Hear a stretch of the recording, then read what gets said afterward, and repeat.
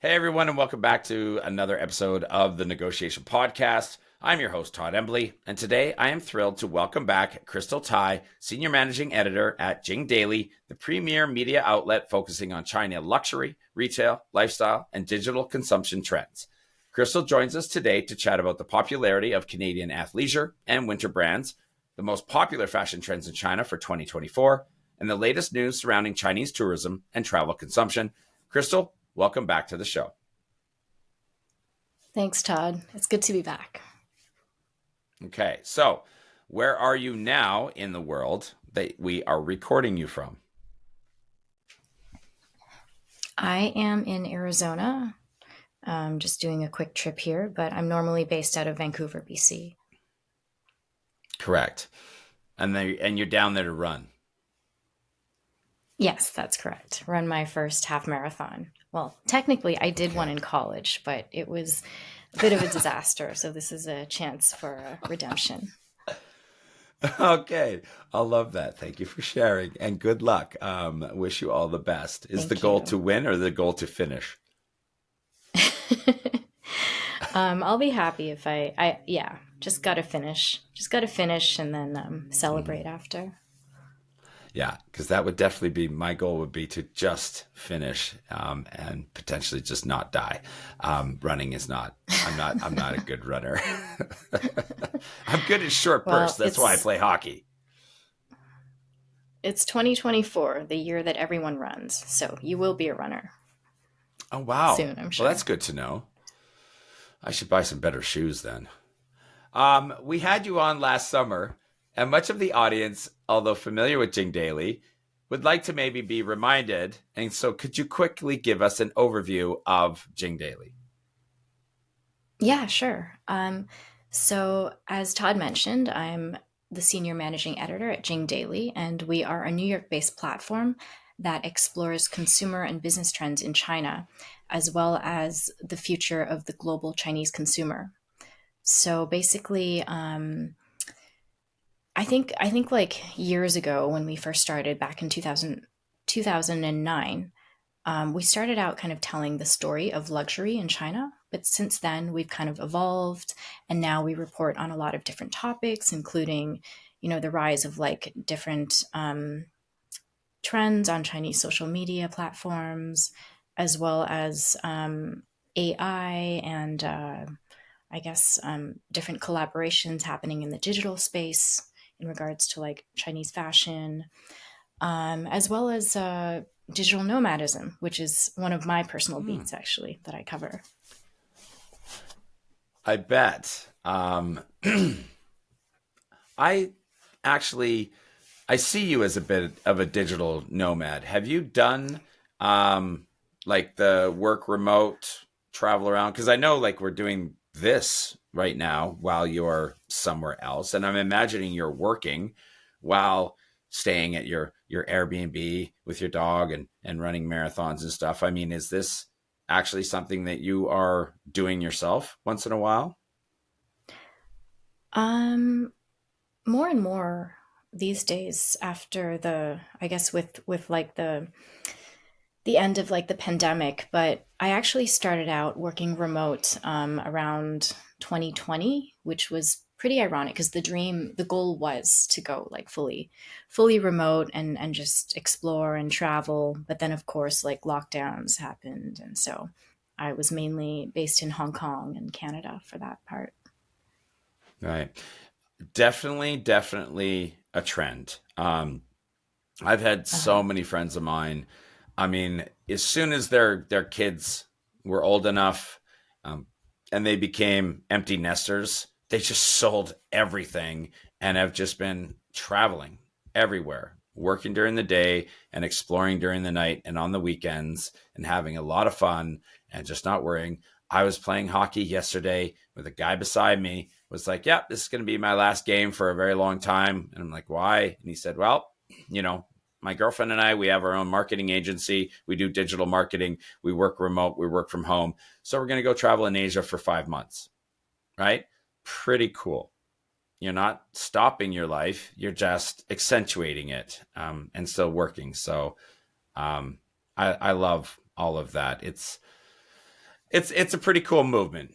Now, I do want to get back to talking about your writing because you just Hmm. put out a big piece on the popularity of Canadian winterwear and athleisure brands in China. We're obviously talking Hmm. about the success of big brands like Lululemon, Canada Goose, and Arc'teryx, as well as some of the more niche brands like Rudsak and Nobis. Can you give us a little chat about each of those? Talk about the piece in general, why you wrote it, and then what does the demand for this type of content or these types of brands or this type of textiles say about the changing lifestyles in China? Okay, sure. That was a huge question, but I will Yeah, and just do my answer best all of to it answer and don't forget anything, please. in one long run on sentence, of course. Yeah, no breaths. Okay, so the story actually came about when one of my sources, named Andy, he basically Shout out mentioned to that, Andy. yeah, kudos to Andy. He mentioned that he noticed that people were paying an additional premium for Arc'teryx in China. So they're paying up to like 31% more basically to be able to obtain like Arc'teryx products overseas. And I think just in general, Arc'teryx has raised its prices. Have I lost you? Are we? Uh oh.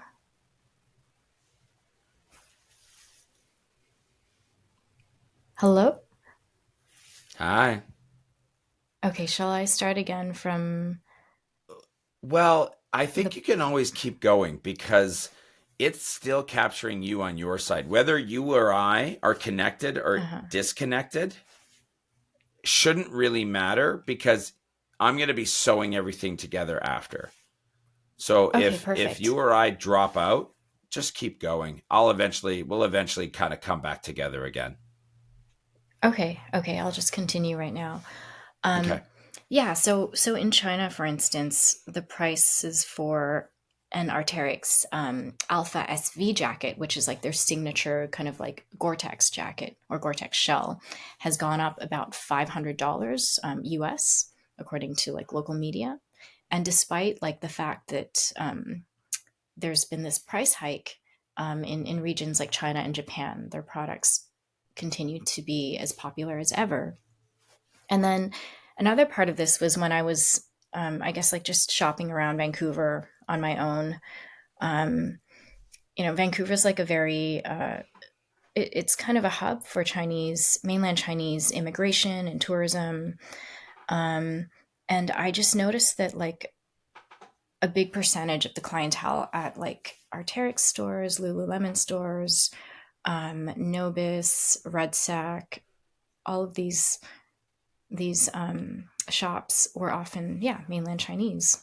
So that just spoke to me of like a demand there. And I think just, yeah, the story just came together from that. But also, last time that we spoke, we also chatted briefly about Gorkcore, I believe, which stands for good We old did. raisins and peanuts. Yeah. And so I think that there's something very quintessentially Canadian about these brands, like these kind of outdoor athleisure type brands, where they're kind of almost, especially in the Pacific Northwest, very like associated with like that very Vancouver slash BC Canadian identity in lots of ways. And over the pandemic, you could see that there was a strong desire amongst like mainland Chinese residents to travel and also to move abroad. And I think now that lockdowns are over and everyone's back out consuming as usual again, um, it's almost like it's almost like consuming these Canadian products aside from like the status and the conspicuous consumption aspect of it. It brings them a bit of this kind of international identity or Canadian identity in a way that they're proud to like integrate into their lifestyles. Is this and I mean, let me allude to something that and I maybe shouldn't, but um it just through interviews that I've had, the previous one with you and other interviews on some of the changing trends and lifestyle in China. And there's some updraft and tailwinds being provided by the government, even saying that they want to have an ice hockey team compete in the Olympics, right? And make it to Mm-hmm. the Olympics in China. And obviously the Winter Olympics and Summer Olympics have also helped boost this. But the point is they want to get out and they want to be healthy and they want to be active. And I mean, maybe we're not full on ultra marathon running yet or camping yet. I don't know if Jeeps, and the roof racks and campers and stuff are a big hit yet. But I feel like, this has kind of been a movement, and it's kind of cool for Canada as well, because we're one of those nations somewhat known for that kind of stuff. As you said, I mean, the Gorp core is the kind of the new K-pop. It's a lifestyle that I think people are starting to embody more. So I guess what I'm kind of rounding into is and it's all built around functionality, right? Like, this is what outdoors is. It's preventing cold. It's preventing rain from getting inside your clothes. All these kind of things. It's about functionality. Would you say that functionality is more important than fashion in this space, or when it comes to China and the reasons they're buying it and the way that they're wearing it, is it still about fashion?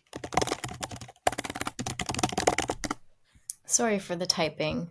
I just wanted to double check We can, something. we'll take it out. No worries. 2019. Okay. Liam, Okay. Liam. Oh. I just meant like the typing in your ear right now, because Now apparently I've it's lost you again. extra loud on your end. Liam, that's your cue. Edit that out. But yeah, that's a really good question. Like, is Thank you. functionality Thank the you. new fashion? As you alluded to earlier, there has been a rise in the popularity of like winter and outdoor sports lifestyles in China.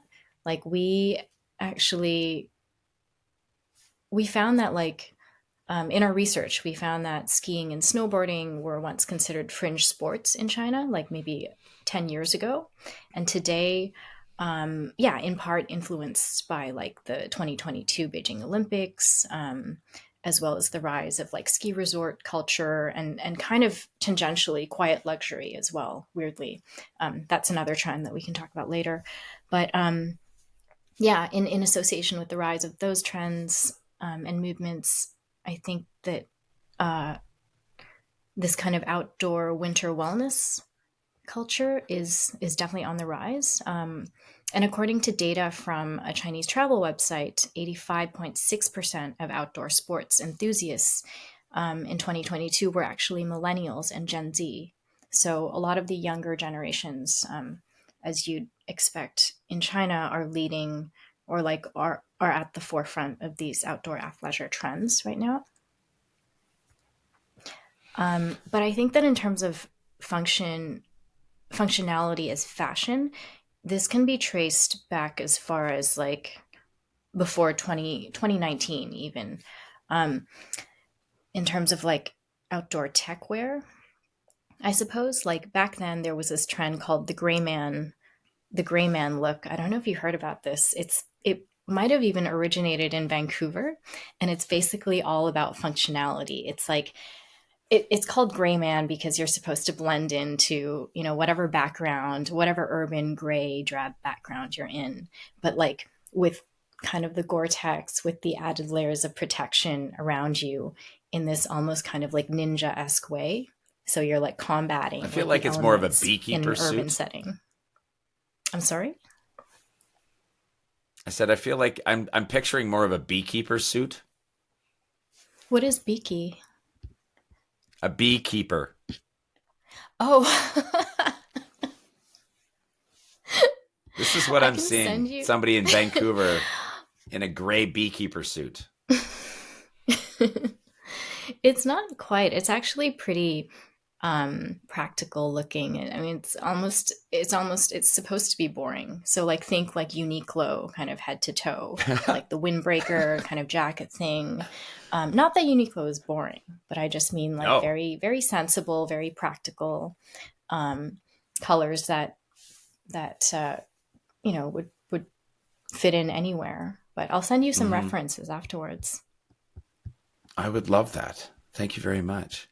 But I mean, if you come to where I am in Canada, which is like Uh, in the Rocky Mountains, halfway between Vancouver and Calgary, functionality is everything. And trust me, fashion is nothing. It is only functionality here. Um, I think so. If you were to just guess, even just would you say that fashion is outpacing functionality in what's and I suppose it depends where you are because I would also say in Vancouver those wearing things that are functional are mostly doing it for fashion until you get somewhere where you actually need those 18 pockets in your pants. But would you say that in China fashion still outpaces functionality and the reason why this trend is growing, but functionality is potentially catching up soon?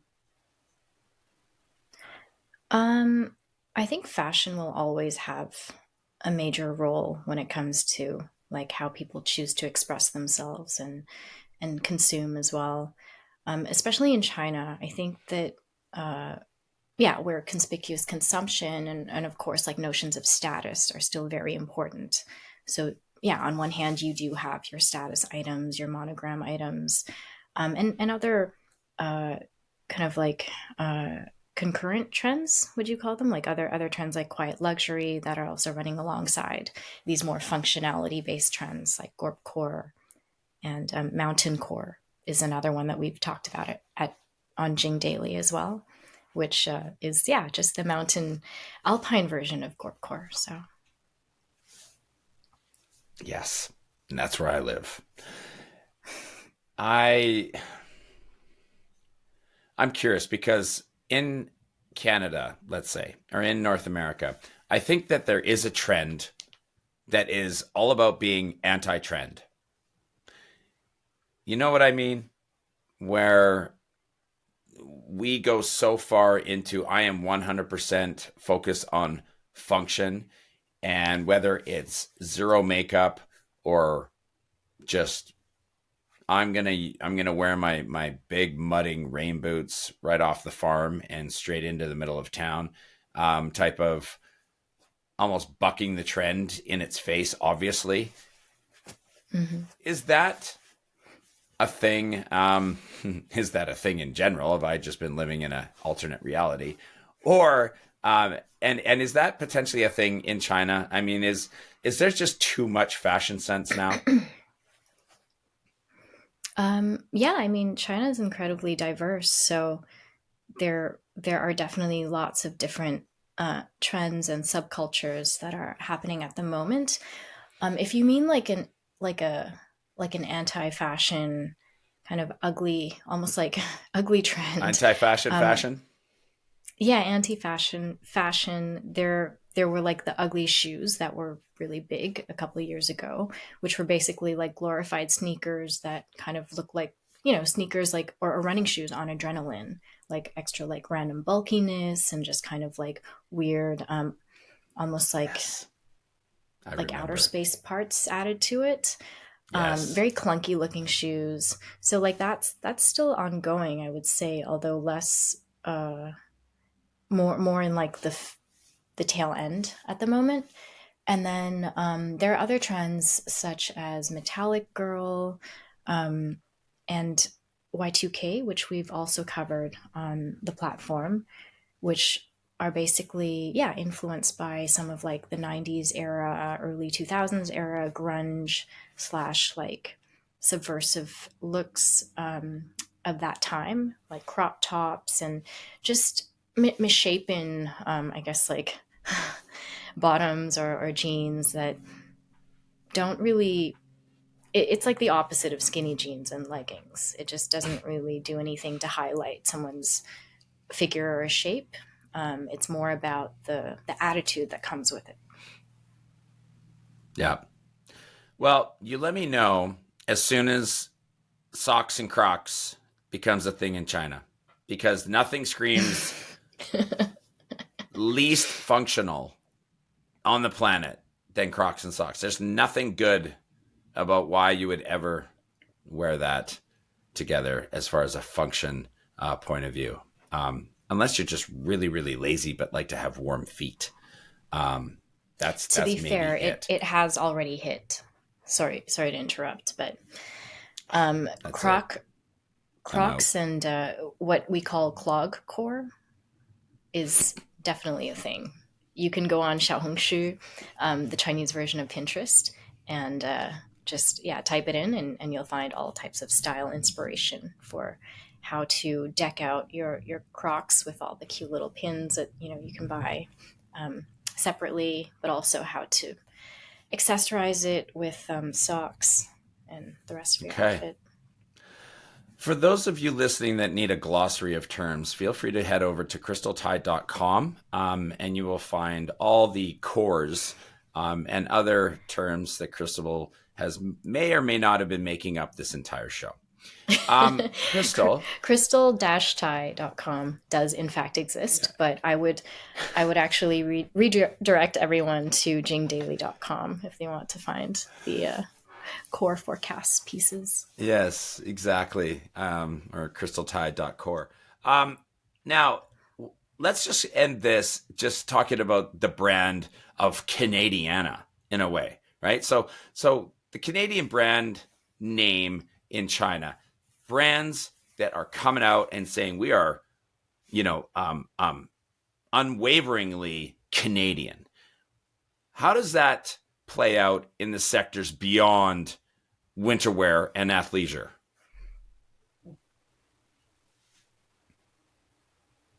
That's a tough one. I know that, like, for instance, there was a rising demand for maple syrup a while back, and I believe in South Korea, but also China, because of the associated health benefits of maple syrup, or the perception of health I don't benefits, at think you're least. helping the global perception of us Canadians by immediately going to maple syrup on that question. Uh, um, but it's a difficult one because, like, right now there are like rising geopolitical tensions between China and Canada, and with the extension of Canada's foreign buyer ban as well, on property buying. Um, I think it speaks to, like, uh, I guess a larger, um, a growing divide between the two countries. So it is fascinating to see that mm. Canadian brands like Lululemon, the ones that we mentioned are very, like, quintessentially Canadian, are still so popular in China despite all of this. Yeah. And I think that's, I mean, I think that question, if I broke it down in a different way, for those of, for those in the audience that are brand owners that are looking to expand into China, let's say, how much do they want to carry their nationalism with them and infuse that into the brand entry into China? Like, do we need to hide the fact that we are from XYZ country, or can we use it to our advantage? Right. And would it then be fair to say the answer is, unfortunately, it depends. And that depends is potentially on sector. Yeah, that's a really great question. I think it does depend a lot. I guess another non-fashion example of this would be Tim Hortons, which is a really fun example to look into, actually. The fact that Tim Hortons has been expanding across China over the last few years, with, again, a very quintessentially Canadian branding. Like, apparently the employees have to wear, like, the red and black plaid shirts, you know? That's their uniform. So it's very, very much Canadian. And we don't even see that over here. Like it's almost like a caricature at this point, if you ask me.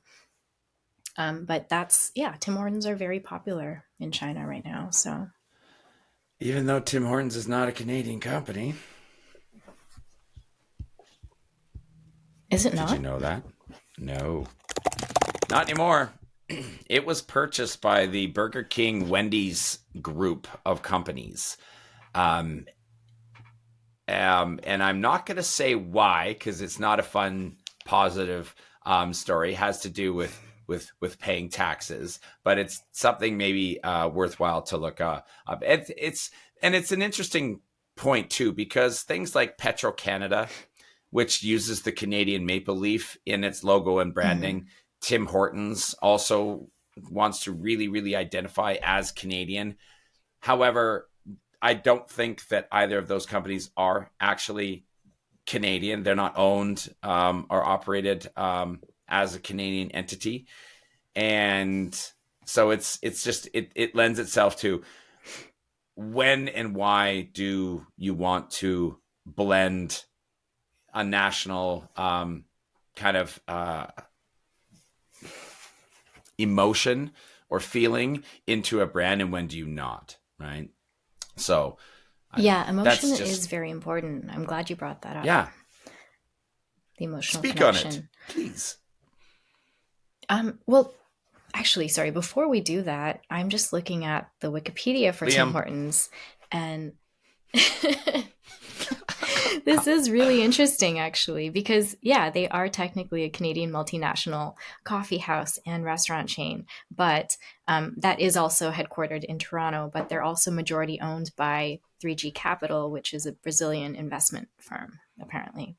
Or rather, their parent company is majority owned by a Brazilian investment firm. So yeah, that's good yeah. one there. And if you go Yeah, I'm down glad that you rabbit mentioned that. hole, it's interesting because it really was the Burger King Wendy's group. What is it? B Hmm. anyway. Um, Restaurant Brands uh, International. yeah, avoiding paying taxes in the U.S. That they were Oh, the entire purchase was to migrate enough revenue from outside or to be able to bring in more revenue streams that were allocated outside of the US so that they could now avoid they could get around the IRS basically in the I US. see.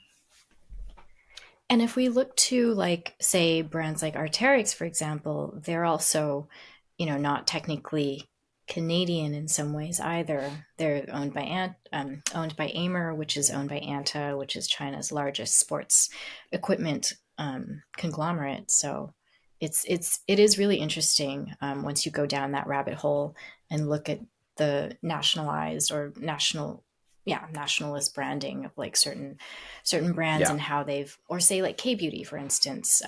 Certain K beauty brands have been acquired by L'Oreal and other global competitors who continue with the kind of like Korean identity of these brands because that is part of like what they stand for. So Yeah. And at the end of the day, I think what really matters is what where are the outflows of all of that revenue? What are they going to and where are they being spent? And I will give it to Tim Hortons in a way that I think they do in large part do a really, really good job. And this is maybe how they maintain the Canadiana feeling or opinion of who they are is because they give so much back to the communities. So even over in my area of the world, Tim Hortons sponsors all of the hockey jerseys for all of the young hockey players that are under the age of 7. So it's their it's called Timbits hockey. And so all kids under the age of 7 or something, all of their jerseys are all given by Tim Hortons. Tim Hortons sponsors and pays for all of the jerseys for all little kids hockey jerseys everywhere. And so it's little things like that that I'm like, I don't, okay, so maybe you are by a Brazilian conglomerate or something like that. As long as you're reinvesting, as long as you're creating jobs, creating economy, and giving back here, then fine. That's where you're investing. I don't think they're doing that in the US. I don't think they're giving back and being a part of the communities in other places. So I'm okay. You're Canadian as far as I'm concerned. That's really all I really care about what you do. Fair. Yeah, yeah. I mean, in this globalized, I guess, era, it's really hard to. I mean, even with say like the rise of like Chinese migration abroad, it's a lot of not just companies but people have like many intersectional identities these days, multicultural intersectional identities. So Are you able to glean an opinion of Canada, or like if you had to say like five buzzwords that it represents the Chinese cultural branding opinion of Canada, what would they be? well, I guess I can speak on this as a Hong Konger Canadian. Um, the first word would probably be cold or freezing. um, and then I guess another word would be snow, wilderness. That's three. Uh, I think that there is a perception in Asia that Canadians are mostly like white as well for some reason. Like when I travel around and I say I'm Canadian, people or Hong Konger and Canadian people tend to prefer or understand the Hong Konger part more easily. So, but also multicultural at the same time because that is part of like the Canadian, like the marketing of the Canadian identity too. So all those things, some of them kind of in slight contradiction with each other. Yeah. You know, it was funny. One of the things I found when I was in China, I get into a taxi cab. Taxi driver in China would know that you're not from China, and they would ask where you're from. And obviously, it could be South Africa, it could be Germany, could be anywhere. And then, in order to build a bit of rapport, which they were always really good and wanting to do with their passengers, they would ask you where you're from, and then they would make a quick comment about the place you just said, right? And so Yeah. it was, and it was very starkly different. It used to really irk my wife, who's from Russia, because when I would say, "Oh, I'm from Canada," and they're like, "Oh, Canada's so beautiful, amazing, love cut, dash on, whatever." Um, and um, and my wife would always get, "Oh, girl's so pretty from Russia, girl's so pretty from Russia," and it would drive her crazy. Like and it was always funny, like wherever they were from, Germany, oh, great beer, great beer. They have these initial knee jerk thoughts about those countries. This is interesting. But I want Yeah. to get back. Or I want to get Bruce back to Lee for fashion. Hong Kong. Oh, Okay. yeah, exactly. I'm gonna bring you back to fashion, which is your wheelhouse, and talk about because you had this great piece on the five fashion trends that was going to shape 2024, the year of the wood dragon, or was that last year? I don't know. So it's a big open-ended question. I know, and I keep doing this to you, and I'm sorry, but each of the trends, seems to reflect shifting priorities among Chinese people, and interesting changes in Chinese society. So it's also important for brands to be on top of this in the fashion space, and even for other industries as well, to really understand those trends so that they can connect with the consumers in real time. Could you share something on each of these? What are the core trends, the five fashion trends, and just tell us what they are and a little bit of something about them, maybe starting from new Chinese style. Okay, sure. Um, so basically, as Todd mentioned, we often put out forecasts for the year ahead when it comes to trend spotting and just anticipating the major trends that we'll be seeing in coming out of China. for this year. And so we did a piece that provided an overview on 4 or 5 different trends. The first one, New Chinese Style, is basically a continuation of a previous trend, which is Guo Chao.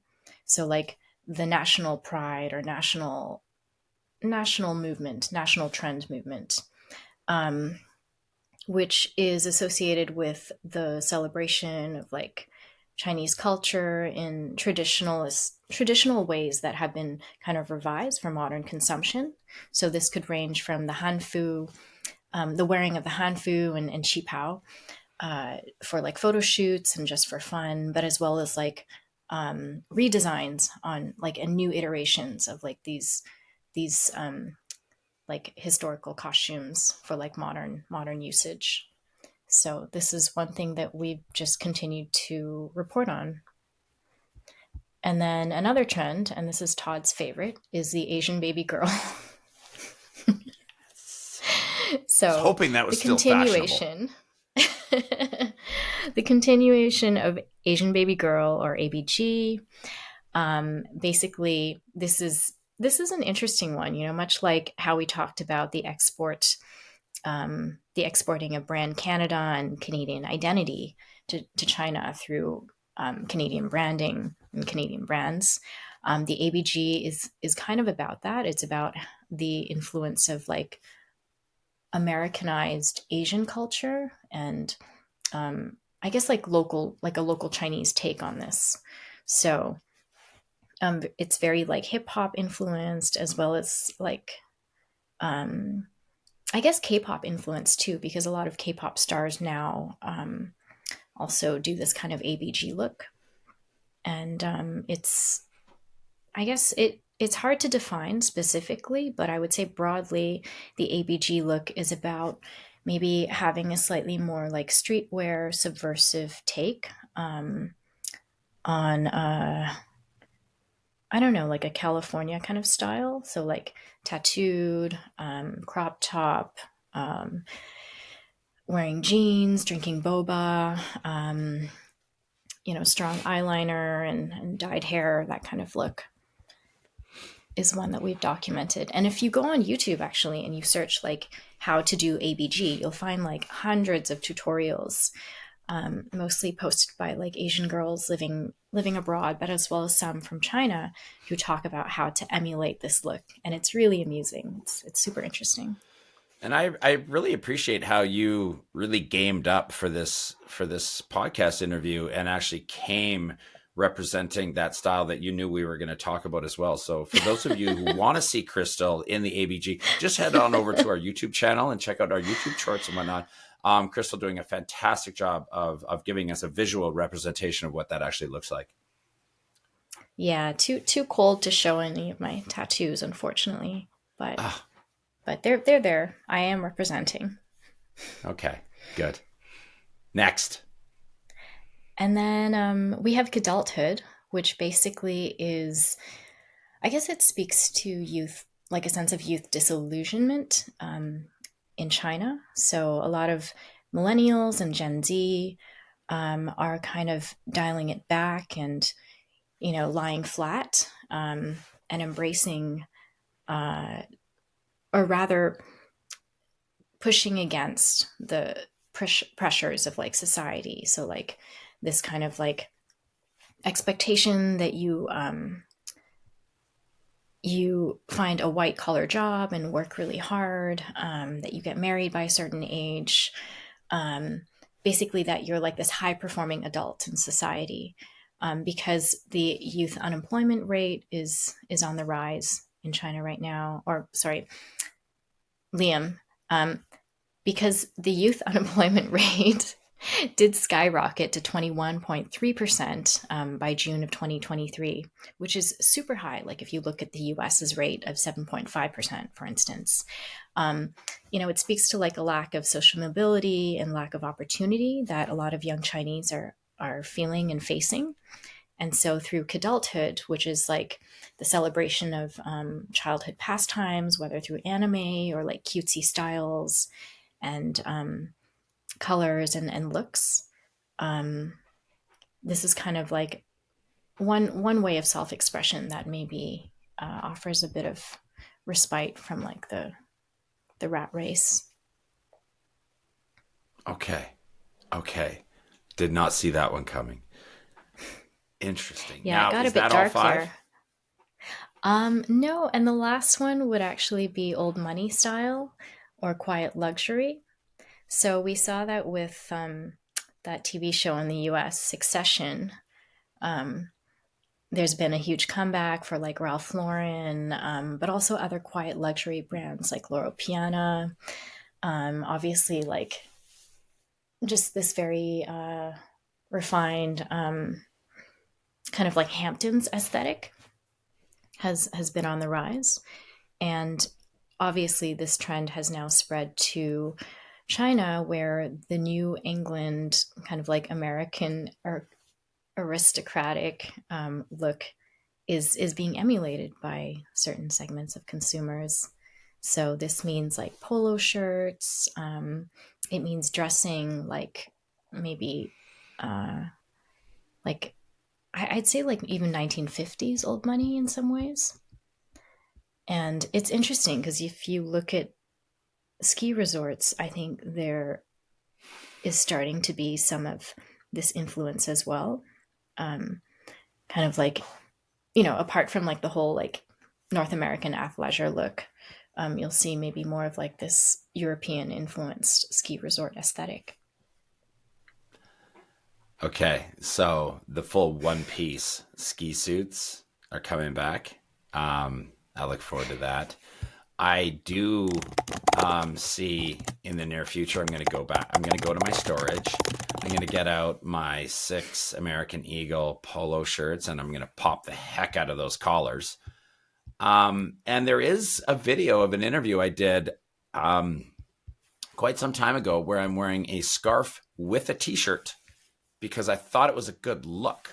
And I feel like what you're telling me is that all of those things are just saying I'm cool again.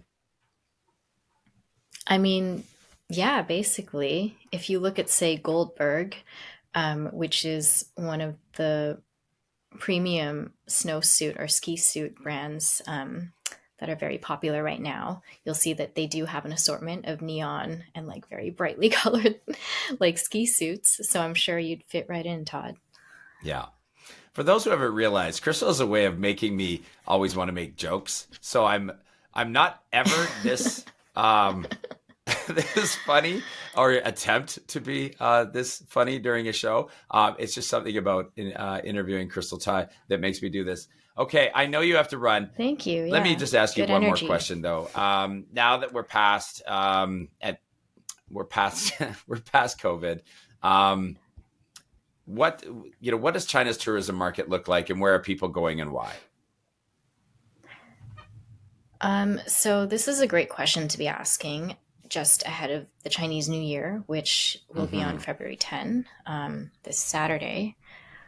So we actually report on trip.com, which is the larger the parent company of Ctrip, China's largest travel agency. And according to them, an estimated 9 billion domestic journeys will be made during this the Lunar New Year period. So this is like a 540% surge. Sorry, Liam. Additionally, C-Trip told us that. Additionally, C-Trip says that there will be a 540% surge in overseas travel bookings this year, which is a lot. It's not quite on par with, I guess, air travel before COVID still, but it is a huge surge compared to kind of the lack of, yeah, outbound travel from China over the last few years. Okay. Crystal Tai, Senior Managing Editor at Jing Daily. Thank you very, very much for coming back on the show with us. Thanks for having me. Okay. Putting a bow in that. Thank you, everybody, for listening. If you're listening to the audio only, please do head over to the YouTube channel and check out more content and information and YouTube shorts over there. For those of you on video only, don't forget we are audio only on all your favorite podcast platforms, anywhere you like to get your podcast from. But from me and from Crystal and from everybody at the negotiation. Thanks very much for listening, and we'll see you next time.